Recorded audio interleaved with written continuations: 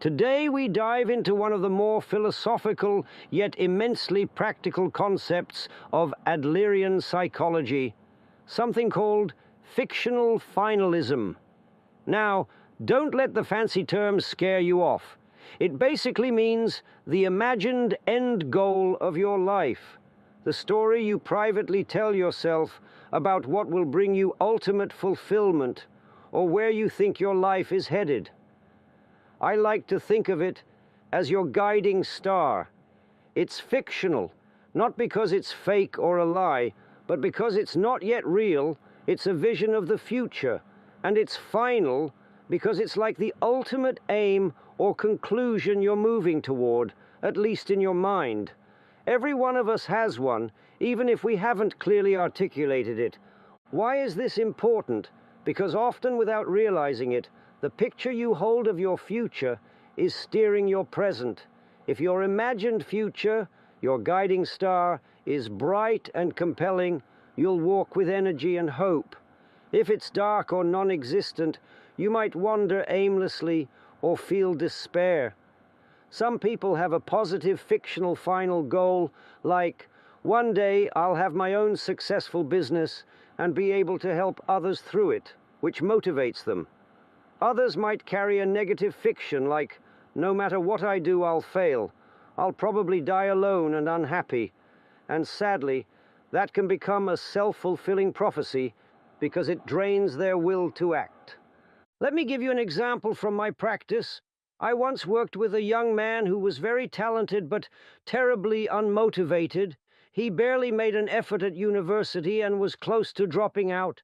When we explored why, it turned out he had a deep-seated narrative that he would never measure up to his father, a very successful academic. His guiding star, unconsciously, was a grim one, a vision of himself disappointing his family and ending up as a failure.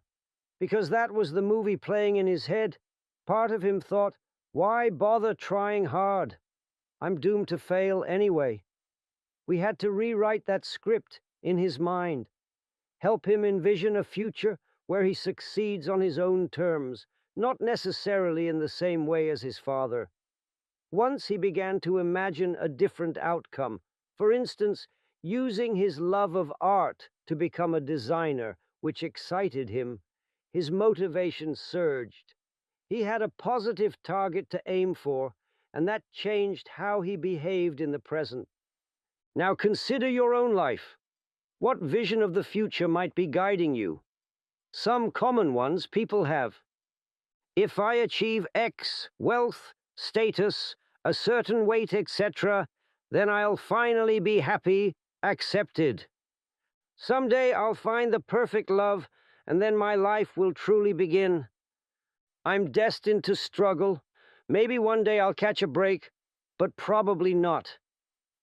I must become the top of my field. Then I'll prove I'm worth something. If I keep my head down, eventually I'll retire and enjoy life then. One day I'm going to make a big difference in the world. Some of these are empowering, some are not. It's crucial to make the implicit explicit. Bring that inner story to light and examine it.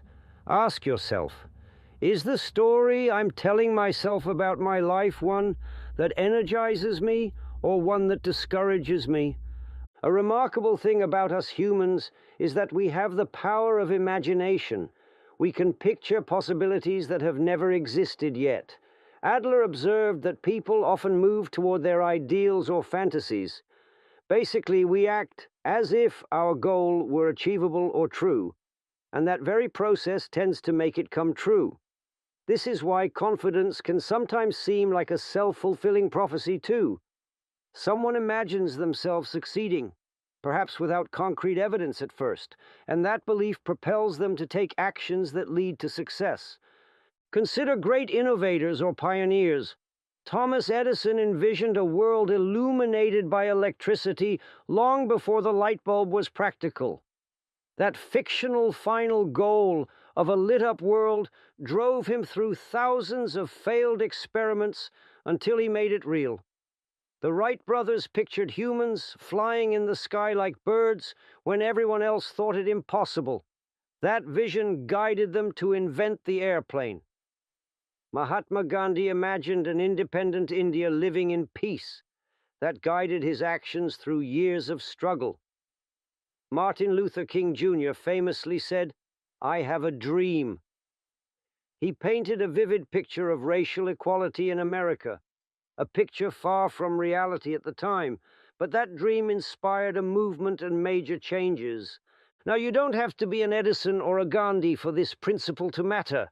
It applies on a personal level too. For instance, think of someone who wants to run a marathon.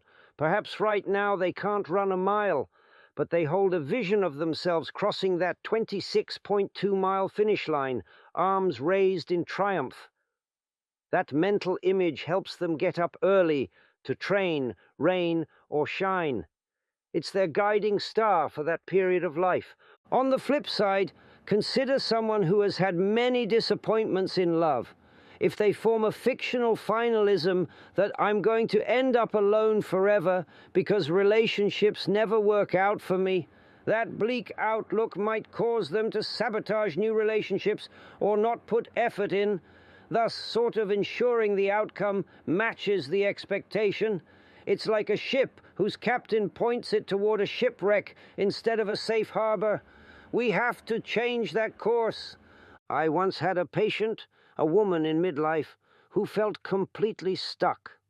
When I asked about her hopes or goals, she said bitterly, "Honestly, I think I'll just work this tedious job until I die. There's nothing else for me." That was her internal story. Together, we worked on identifying things she used to dream about when she was younger. She remembered wanting to travel and even live abroad at some point, but she had buried that desire after some setbacks.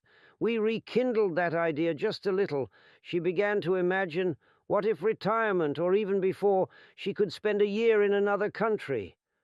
Her eyes lit up at that thought. It went from a dismissed fantasy to a possible plan. She started taking foreign language classes in the evenings and saving money bit by bit. That goal became her new guiding star, which gave her a reason to improve her daily life. She even sought a better job to save more for this plan. The very direction of her life changed from a dead end to an adventure. You see, direction is so much more important than we often realize. Life is not static. It's like a river. When you have a clear guiding star, you give your river a direction towards something. Without it, you can feel like you're aimlessly drifting or stuck in a whirlpool. Now, here are some actionable ways to harness this idea of fictional finalism in your own life. Identify your current guiding star. Write down what you think your life's ultimate goal or outcome is right now, based on your feelings and actions. Be honest, even if it's negative, like, "I guess I'm heading for an unremarkable life," get it on paper. Then ask, is this what I want my guiding star to be? If not, you have the power to choose a new one. Design a new vision. This is a creative exercise. Imagine it's some years in the future, and you are living your ideal life. What does that look like? Where are you? Who are you with? What are you doing? Crucially, how do you feel in that vision? If you're not sure, think of elements. Do you value family, career success, creativity, helping others, freedom, learning, adventure, peace? Make sure your vision includes fulfilling your core values, not just what society says is success. Maybe your vision is having a cozy home in the countryside with a garden, or maybe it's running a company, or being an artist with exhibitions around the world, or simply being a well-rounded person with great relationships and hobbies. There is no right or wrong answer, only what resonates deeply with you. Make it vivid and inspiring. If your vision doesn't excite you or move you, it's not going to motivate you. So really flesh it out. Some people even make a vision board, a collage of images and words representing their desired future, and place it where they see it often. Others write a detailed description of a day in their ideal future life. Athletes often visualize the moment of victory in great detail. You can do the same for whatever victory means to you. Check for realism later. Initially, don't censor yourself with, "But how will I ever do that?"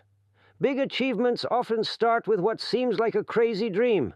Of course, I'm not saying to cling to total fantasy, like I'm going to become a rock star at 70 when I've never played an instrument. Though, hey, you could still enjoy music. The point is, first find a vision that makes you feel alive. You can figure out the steps and adjust as you go. Also, it's okay if your vision evolves. It's not a contract, it's a guiding star, which you can recalibrate as you learn more about what you truly want. Use the vision to set interim goals. A fictional final aim can feel far away, but that's okay. It provides the direction. Then you figure out smaller goals along the way. If your star is to be, say, a published author with a beloved novel, interim goals might be join a writing workshop, write a chapter a month, finish a first draft by next year, send it to editors, etc. Each step achieved gives you more confidence and keeps you on track. Act as if. This is a technique Adler often advocated. It means act as if you are already the person who could achieve that goal.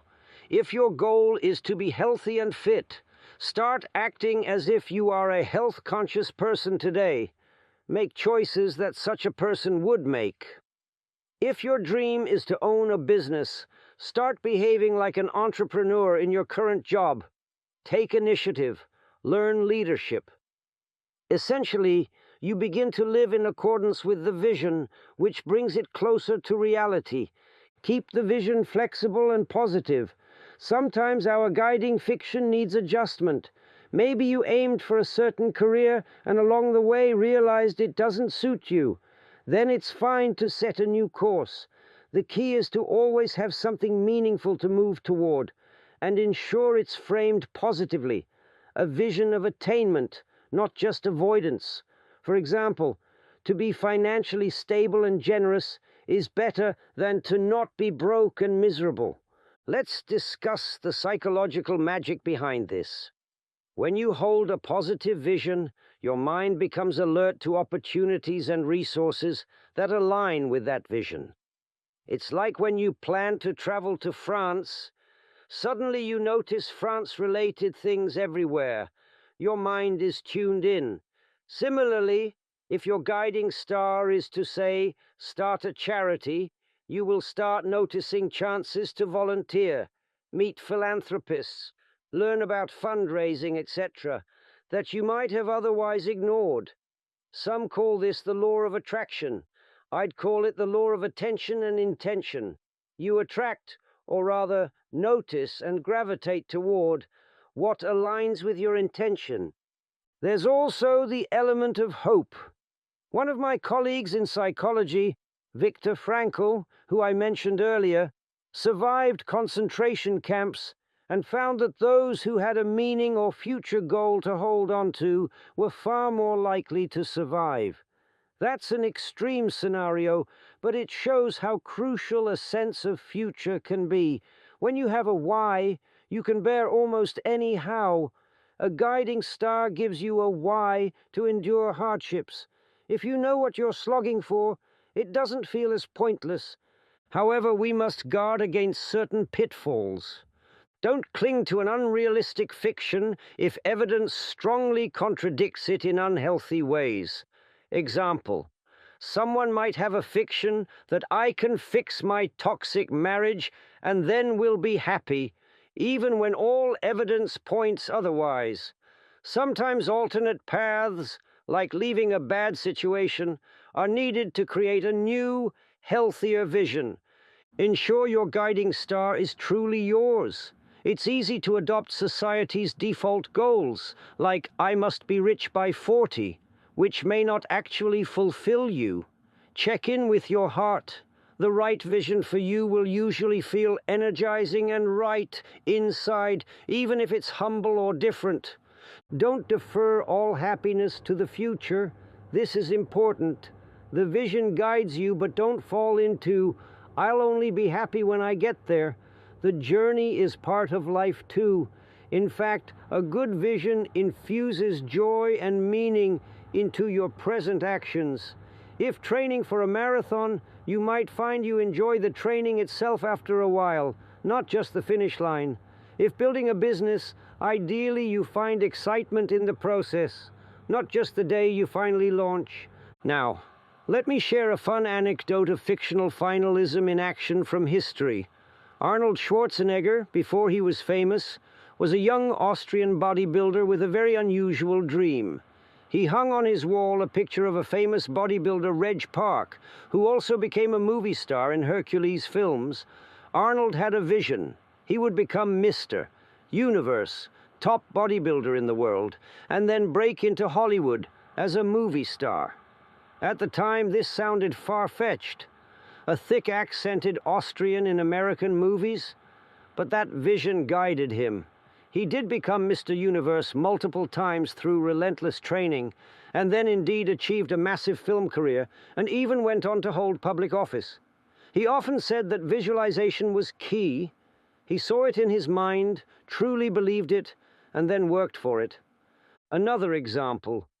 Jim Carrey, as a struggling comedian in the late 1980s, famously wrote himself a check for $10 million for acting services rendered, dated it 10 years in the future. He kept it in his wallet. It gave him a concrete vision of making it big. He visualized directors being interested in him and so on. And lo and behold, before that date, he landed roles, like in Dumb and Dumber, that paid him about that amount. When he first told that story, people were amazed by how closely reality matched his long-held visualization. These stories are inspiring, but remember, the essence isn't magic. It's clarity of goal plus sustained effort and adaptability. Not everyone will get exactly what they imagine, but you'll certainly get further with a star to guide you than in darkness. One more subtle point. Adler noted that sometimes people's fictional goals can be unhealthy, like striving for an unattainable perfection. I must make no mistakes ever. Those can lead to neurotic behavior because you're chasing something impossible and punishing yourself along the way. So, if you suspect your guiding star is a perfectionistic fantasy, adjust it to something achievable and human. For example, instead of, "I must be loved by everyone," change it to, "I'll create a circle of close friends and loved ones with whom I share mutual respect." More realistic and in your control. To bring this home, here is a short exercise for after this session. Take a sheet of paper and write at the top, "My life in 5 years," or 3 or 10. You choose a time frame that feels right. Write it in present tense, as if it's already that time and you're describing your life. Describe a day or key aspects of that future. Be positive and imaginative. After writing, read it and see how it makes you feel. Does it excite you? If yes, great. Keep that paper somewhere safe and revisit it often. If something feels off or lacking, edit it until it feels aligned with what you truly want. That written vision will be your reminder of your guiding star. You can even condense it into a single phrase or mantra, like "author of a successful novel by 2028, or thriving business owner and community leader," whatever fits, and keep that phrase where you see it. Every morning or night, take a moment to visualize that goal, or read your mantra. This keeps the star bright in your sky, so to speak. And then go live your day, taking steps, however small, in that direction. And if life throws curveballs, which it will, don't despair. Sometimes the path is not straight, but if the general direction is maintained, you'll be amazed where you can get over time. Even if you don't end up exactly where your original vision was, You'll likely land somewhere meaningful if you followed something meaningful. Finally, let's summarize. We all have an inner vision or story about our future, fictional final goal, guiding our present actions. If that vision is negative or unclear, we can consciously create a positive, inspiring one that aligns with our values and dreams. Visualizing and believing in a goal energizes us and helps align our behaviors to achieve it. Acting as if and setting step-by-step goals makes the vision attainable. Stay flexible and realistic, but always have a why to strive for, a guiding star. No matter your age or situation, you can imagine a better future and start moving toward it now. The future begins in the mind. Dare to imagine the life you want, and you set in motion the forces to make it happen. Let your guiding star shine brightly, and it will illuminate your path out of the darkness of uncertainty or discouragement. You have the creative power to write your own destiny. Use it well, and you will find that today's efforts, guided by tomorrow's vision, lead to achievements and fulfillment you might not have thought possible. Keep your eyes on that star and keep moving forward. One day you'll look up and realize you're living in the very reality you once dreamed of.